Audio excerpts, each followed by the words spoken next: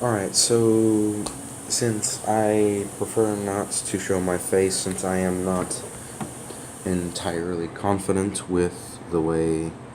You know what? You need to hear this. Let's get straight to the explanation.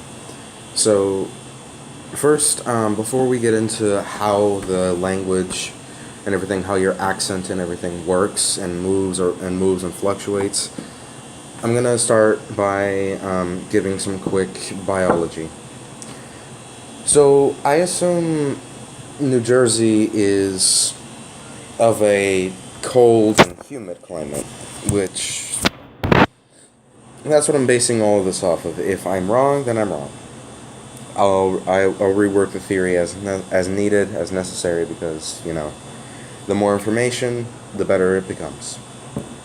So when you're in a very cold climate and you speak or you exhale, you're losing a lot of heat and humidity as well.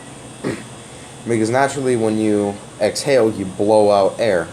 And that air is normally warm because it carries the heat with it, as well as the water, all of everything in your lungs. This can be a problem when you live in a cold climate and you have a much more open sort of manner of speech.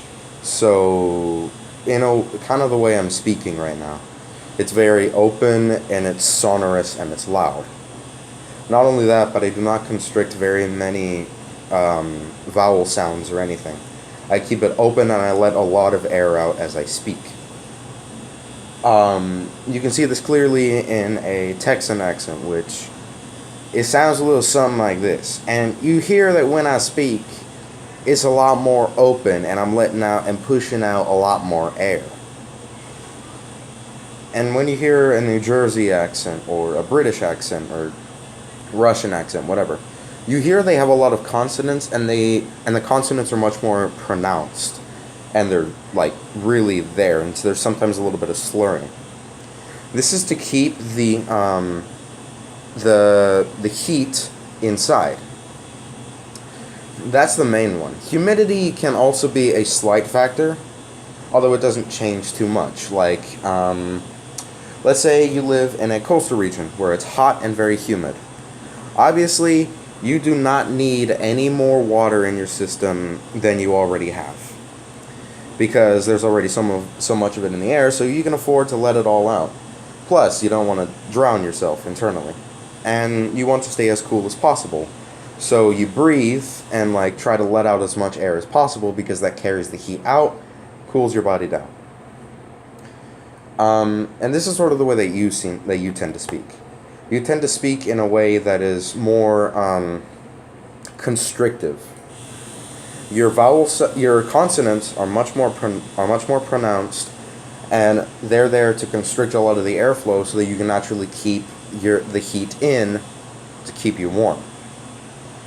And the vowels are still a little more out there, because I'm basing this off of an assumption that New Jersey is very humid.